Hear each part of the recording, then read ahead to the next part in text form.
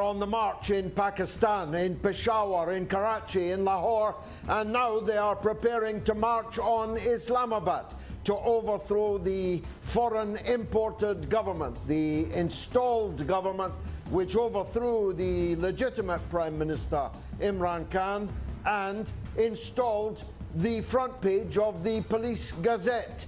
24 out of 34 of the ministers of the new federal government of Pakistan are actually on bail on a sundry list of criminal charges. And we are moments away from knowing the outcome of the French presidential election.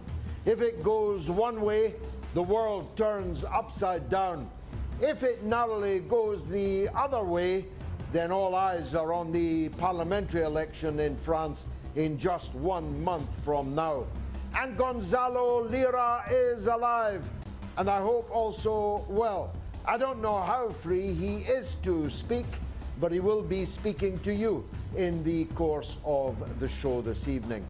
And we'll hear from the redoubtable Caleb Mopan from the streets of New York City, telling us how it's all going down in the United States of America. I'm hearing in my ear that Macron has won, but I don't know by what percentage. 58% Macron has won, according to the exit polls, according to the actually rather more scientific than exit polls, but we'll get a deeper dive into that. What does it all mean? Well, you're about to find out over the next 3 hours, because this is the mother of all talk shows. Curious about our curriculum? Have something to say? Then call us now to join the debate on the mother of all talk shows. The only education you can get for free.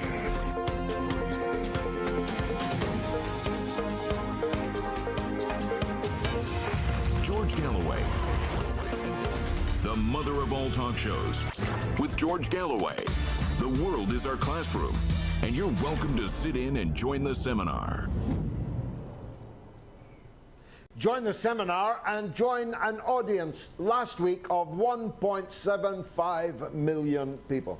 Not just the largest audience we've ever had, but the largest audience of any comparable show in the entire English-speaking world. A truly global open university of the airwaves. But I must attend to some housekeeping before getting on with the show. We have no sponsor.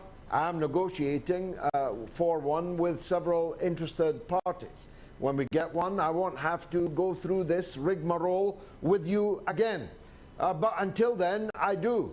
If we're going to keep this open university of the airwaves open, you have to make a donation, not a big one. And if you've already made a big one, please take a holiday. I don't want to try your patience.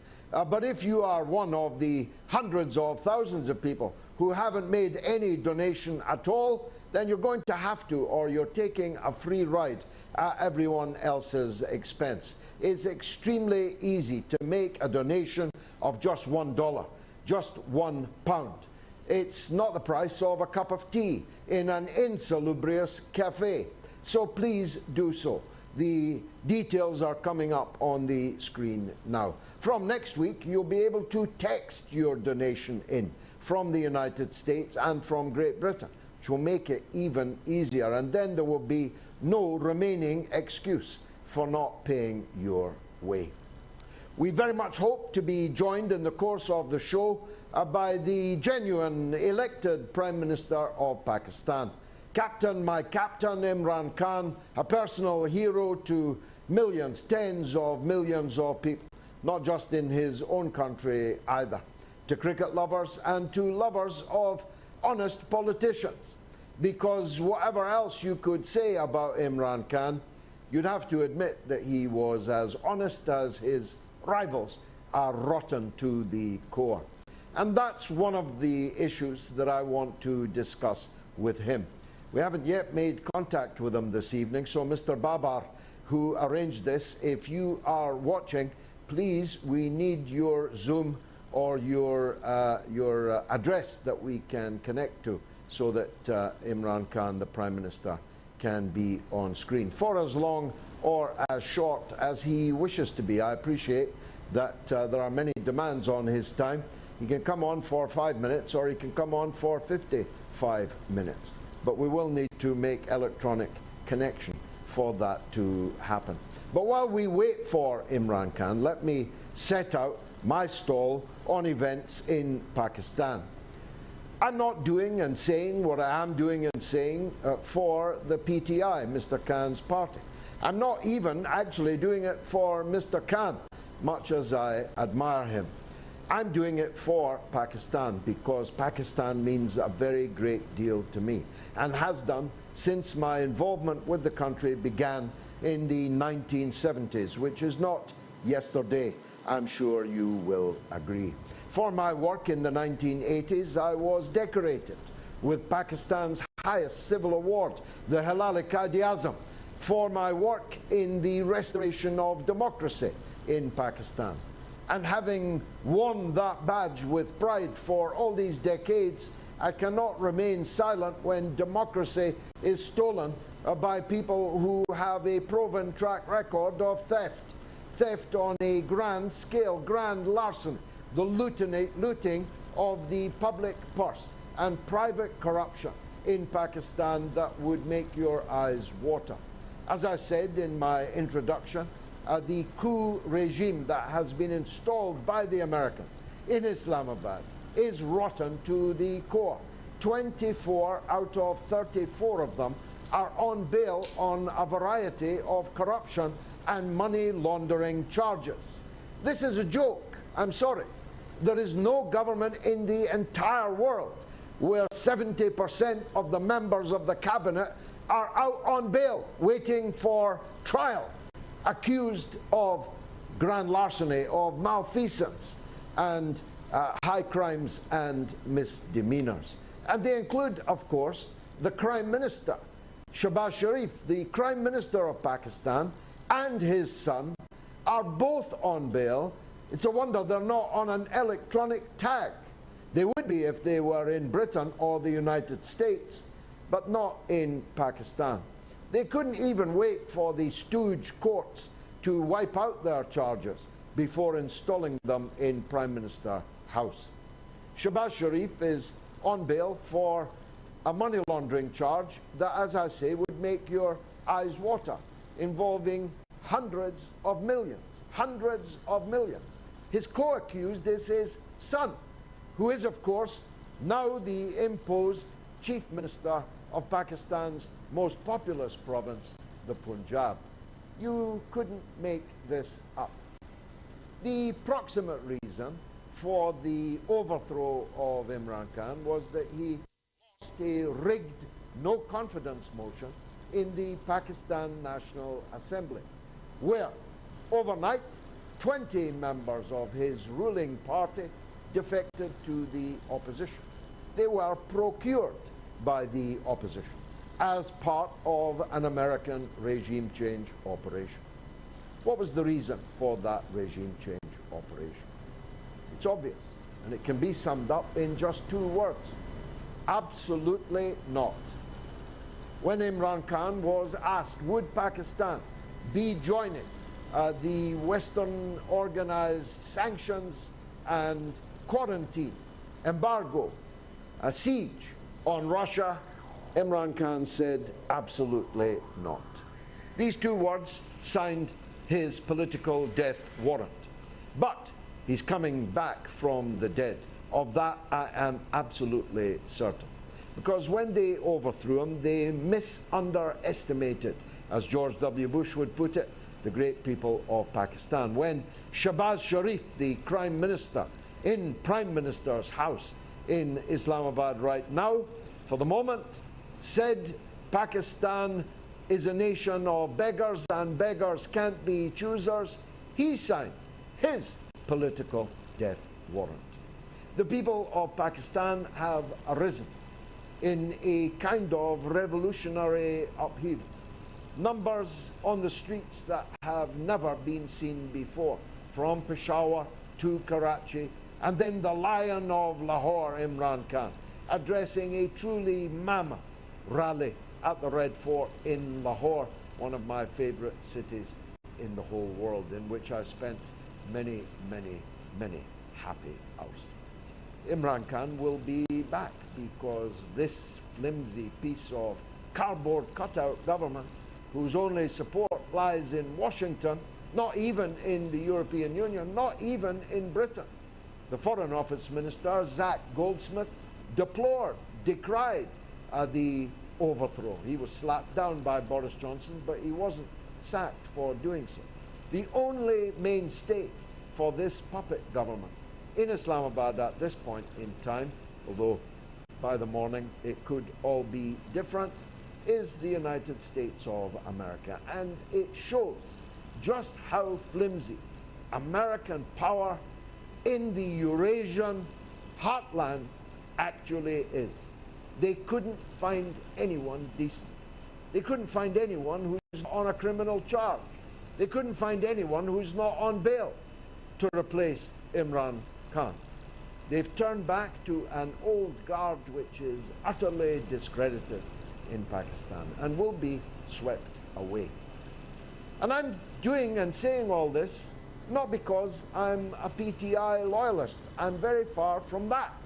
I have never supported Imran Khan in the past, but I am supporting him now for Pakistan in this one singular demand: elections now.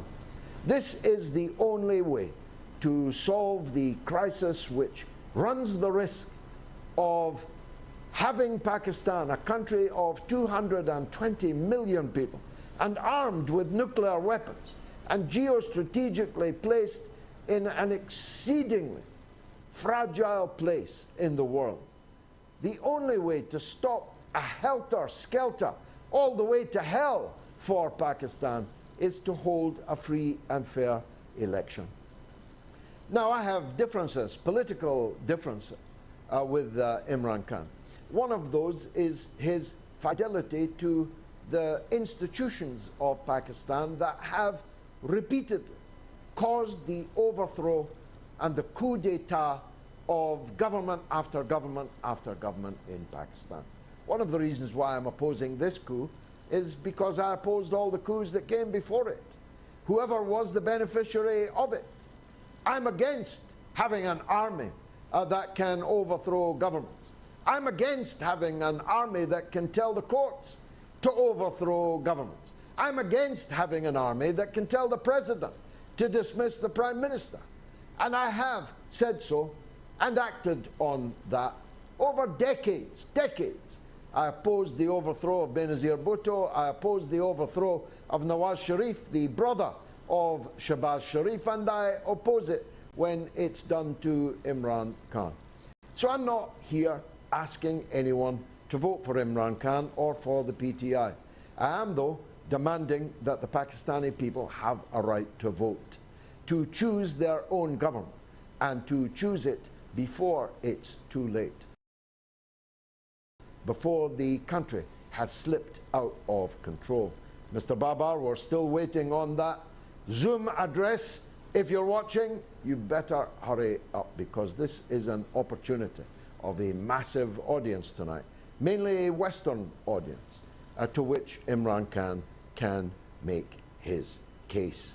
We've got a poll running. Will Imran Khan return as Pakistan Prime Minister? A, yes. B, no. That is the poll, and I'm told it's gone off like the proverbial rocket. Now, let me turn to France. Just in the last minute, I've learned from our editor holding up a piece of paper with biro writing on it. I hope I read it correctly. My eyesight's not what it was, but it seemed to say that Macron had won with 58% of the vote. I don't know if that's more or less than he won by last time. I suspect it is less. It's certainly nothing to write home about when your only opponent was the leader of a far-right nationalist front whose father was deeply implicated in the Vichy fascist regime, which ruled by German fiat in the occupied French homeland from 1940 to 1945. My new book's out, by the way. I'll show it to you later, which deals with the counterfactual history of that period. So it's nothing to boast about to beat a Le Pen 58, presumably to 42. And if my candidate, Jean-Luc Mélenchon, had got into the second ballot, and if the idiots of the French Communist Party and the idiots of the French Trotskyite fragments and the idiots of the so-called French Socialist Party, who got less than 2% of the vote, had backed Mélenchon, this choice would have been between Mélenchon and Macron, and Mélenchon would have won in a landslide. Idiots, all of you, go and sit in the corner with your dunces' hats on. But Mélenchon will be leading a bloc in the French parliamentary elections just 1 month from now. And all the indications are that he will lead the biggest bloc in the French National Assembly. Prime Minister Jean-Luc Mélenchon, my friend, has a ring to it. If we get Imran Khan back in, that'll be 2 prime ministers that are friends of mine that will be sitting in prime ministerial accommodation. I very much hope so. I don't know how that poll is going, but it's big, and it's yes, 91%. Will Imran Khan return as Pakistan Prime Minister? Yes, 91%. No, 9%. My goodness. And there's a record-breaking number of votes already, and it's only 17 minutes past the hour. Are you watching, Mr. Baba? 13,700 votes. No sign of Imran Khan yet. Let me turn to Gonzalo Lira. I said rather sonorously last Sunday that I feared for the safety and even the life of the citizen journalist Gonzalo Lira, who had disappeared on a week past Friday and had failed to show for his interview with us last Sunday. He had earlier said that if we didn't hear from him within 12 hours, we should put his name on a list of those who have been disappeared, presumed, and actually, in some cases, murdered by the fascist hordes, the Black Hundreds, that underpin the coup regime in Kiev. As the week went on, we became more and more convinced, looking at the exaltation of various fascist sites on Twitter and elsewhere, that Gonzalo Lira had been murdered, and indeed murdered in a most foul way. And I'm very glad to say that that turned out to be false, because just 24 hours or so ago, after I had received anguished mail from Gonzalo's father in the United States, Gonzalo turned up alive.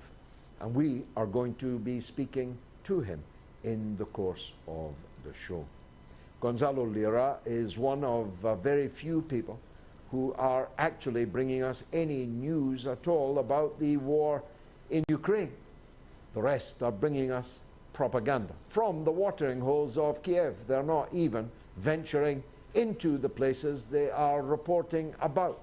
But Lira is, or rather was, on the streets of Kharkov, which is now very definitely a war zone. The battle for Kharkov has begun. And like the rest of the battles, it will only end one way. It's better, therefore, that it ends quickly and by negotiation. And the United Nations Secretary General Guterres is on the aeroplane headed for Turkey, where he'll engage in talks with President Erdogan, then to Kiev to talk with President Zelensky, and then to Moscow, where he will talk with President Putin and Foreign Secretary Mr. Lavrov. I earnestly hope that a peace agreement can be reached as a result of this initiative, too little, maybe too late, definitely, by the United Nations, who have been more or less silent throughout the 5-6 weeks of this conflict. I hope that peace will come. I fear that it will not, because I don't think that the administration of Joe Biden has any wish for this war to come to an end. I believe that NATO, which is just another name for the United States of America, is ready to fight to the last drop of Ukrainian blood, to see the last building in the last city in Ukraine fall to the ground in rubble.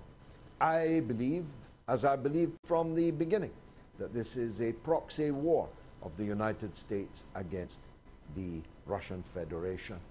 In which case, I hope they were paying a good deal of attention to the Russian launch of their new hypersonic intercontinental ballistic missile, nicknamed Satan II. It carries multiple nuclear warheads and is unimpeachable, simply cannot be intercepted. It cannot be intercepted because it moves at 10 times the speed of sound. Think of Concorde and then think of 10 times faster than that.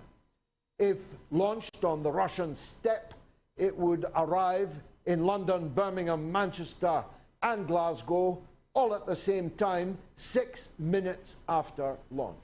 6 minutes after leaving Russian territory. And it would be the end. Britain would be a smoking ruin, and almost all of us would be dead. I hope that those waving their frankly non-existent willies from London and Whitehall at the Russians are fully appraised of that. I hope that the United States is paying attention to the new Chinese space initiative, which changes the balance still further against the warmongers of NATO and in favor of the East. Well and truly, the sun is rising in the East. It didn't have to sink in the West, metaphorically speaking. We could have got alongside the rising sun in the East. We could have done business with them. Instead, we have chosen to make war against them. And it's a war that we cannot win. For the moment, for most of us, it's an economic war. It's an economic war that we cannot win either. The Russian economy has got up off the floor and is booming, and the American and British economies are heading for the floor. It is a classic case of struggling mightily to lift a huge stone only to drop it on your own feet. That's exactly what has happened. We'll be talking about all of that over the course of the next 3.5 hours. We'll take calls because there's no sign yet of Imran Khan. But here's the poll again. Will Imran Khan return as Pakistan Prime Minister? A, yes. B, no. You can vote on my Twitter account, on my YouTube channel. Do subscribe if you're there, and on my Telegram channel. And here's our numbers through which you can phone us completely free. 08 081 965522. That's if you're in the United Kingdom. 08 081 965522. If you're in the United States, it's also free of charge. It's +1 844 944 3344. You can email the show anytime at all at onair@moats.tv. Shall I go to the first call? Now I'll take a quick break, shan't I?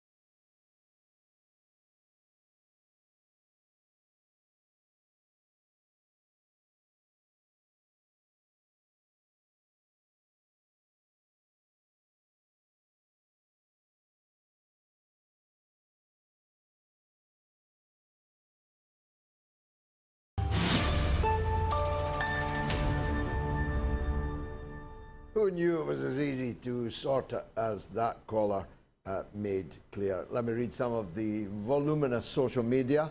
Aline Nahal says there's nothing that can stop Imran Khan returning as Prime Minister of Pakistan. That too with a thumping majority.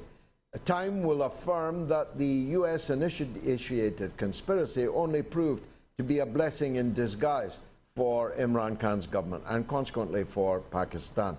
I absolutely agree with that, Aline. I think a two-thirds majority is on the cards, and it will be vital to do the right thing with that two-thirds majority. Sajjad Khan says Imran Khan is a sportsman. It's in his blood how to fight back. No one can undo the democracy in Pakistan, not even the USA, not even the sold-out Pakistan military. And Michelle says, I want to vote yes, but the US grubby hands are in the batter. Pakistani people may be able to overcome this.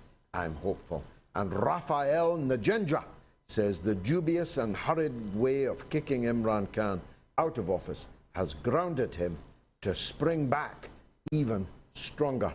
I agree with that, Raphael, and I'm not just saying that. It's not wishful thinking. It's my honest appraisal of the situation. Let's go to Canada for the first call. Arsene. Arsene in Canada, welcome to the mother of all talk shows. Hi, George. How are you? By the grace of God, good, sir. Thank you. What would you like to say? Yes, the whole world can hear you. Go on. Okay. I was told that Imran Khan is about to join you, right? Is he there yet? Can I talk to him? Can I ask him questions?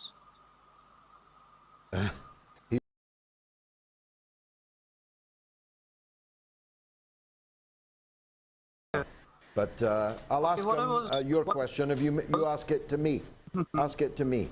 Okay, good. Okay.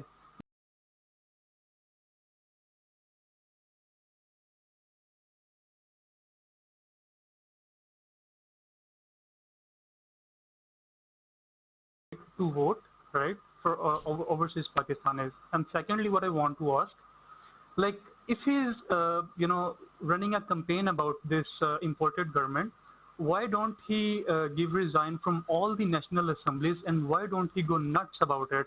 This is my question. Well, I'm not sure the second part of that question has any validity at all. Why is he not going nuts about it? Well, first of all, he's not the sort of man that goes nuts.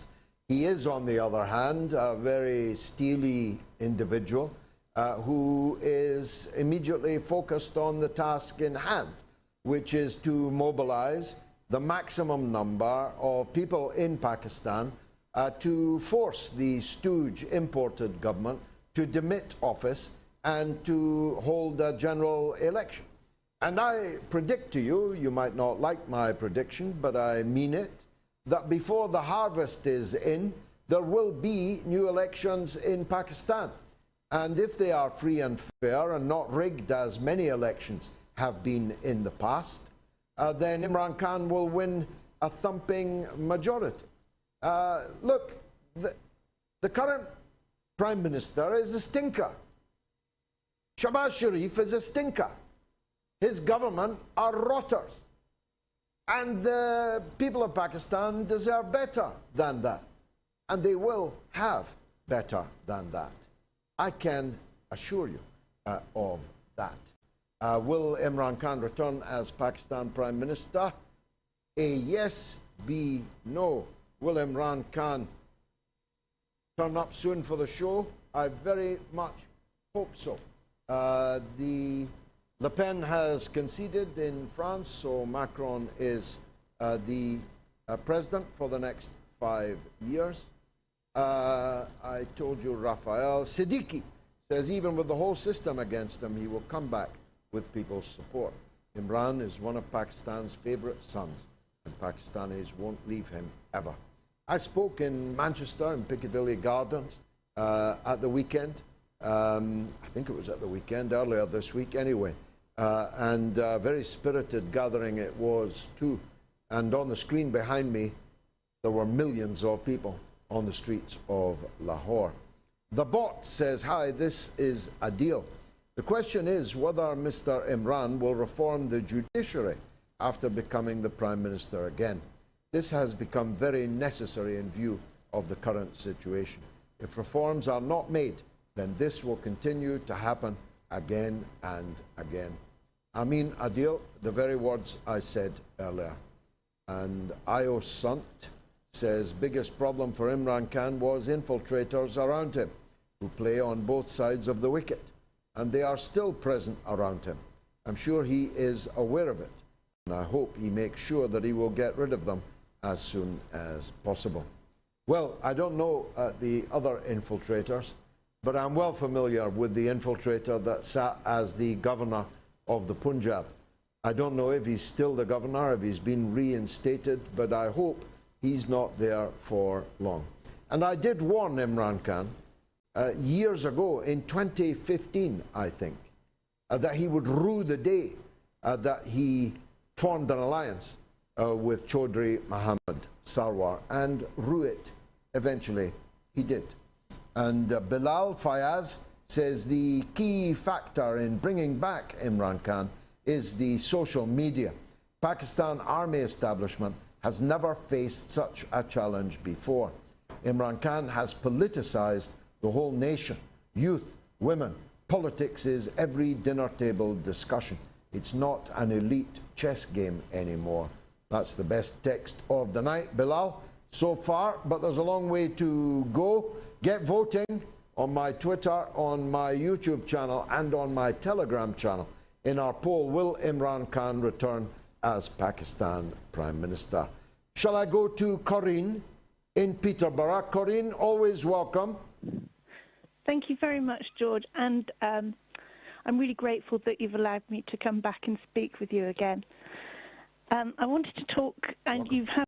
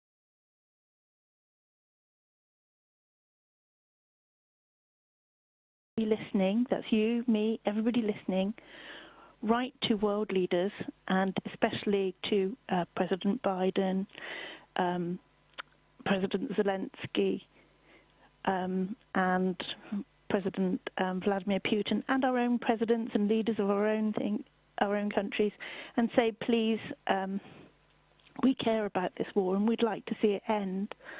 And just ask nicely, you know, could you help bring about talks, peace talks, and then say thank you. Anyway, that's why I phoned in. It's just, I thought, if we could do, you know, if all of us could made a change and got we must all do our bit. We could do this. Yes, yes.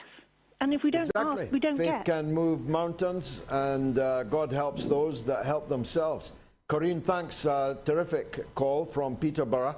Ebrar is on the line, again from England, in Birmingham. Go ahead, Ebrar. Thank you very much, George. I appreciate giving me some time to speak. Actually, George, we've got some history. We've crossed paths in the past at the University of Birmingham, if you remember, many years ago, with the Friends of Palestine. You came in 2009, I believe, 2009-10. I was with you, and I almost joined the Gaza flotilla. So it's a long time ago, but we crossed paths in the past. But today I would like to just I remember the meeting very clearly, Ebrar. It was quite an interesting day. Quite a tricky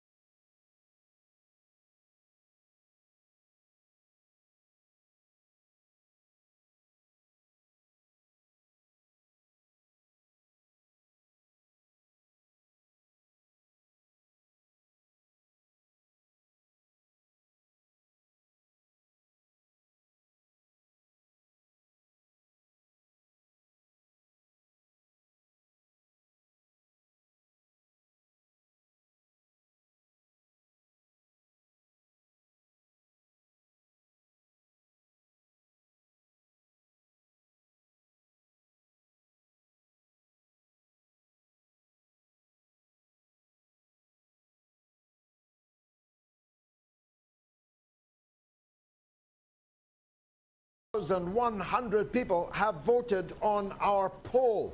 Will Imran Khan return as Pakistan Prime Minister? Hold that result. 48,000 people have voted on our poll. Will Imran Khan return as Pakistan Prime Minister? And it's bad news for the imported government. On Twitter, A, yes, 95%. B, no, 5%. On YouTube, yes, 95%. No, 5%. And on Telegram, only a little less. Yes, 83%. No, 17%. Get voting on that poll. No news from Islamabad, from the PTI, with whom we solemnly and carefully booked Imran Khan for tonight's show. Please don't try to imply otherwise. If there's been a mistake, man up to it. Don't try to divert the blame to us. Please, I ask with all respect. We love Imran Khan. We're trying to help Imran Khan. We're trying to be a platform that can inform people in Western countries exactly what happened in Pakistan, because they're certainly not going to learn it from the BBC or Sky or ITV or Channel 4 or the Daily Telegraph or the London Times. This is not just the only, but by far and away the biggest platform that Prime Minister Imran Khan could have appeared on in the English-speaking world. And there's still time